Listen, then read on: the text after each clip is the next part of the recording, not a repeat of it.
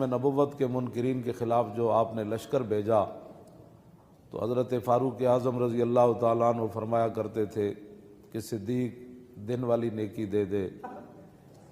رات والی نیکی دے دے تو عمر کی ساری نیکیاں لے لے۔ اور جن کے بارے میں نبی علیہ الصلوۃ والسلام نے فرمایا کہ اللہ رب العالمین عرش پر ناپسند کرتا ہے کہ زمین کے اندر صدیق سے کوئی غلطی ہو جائے۔ اور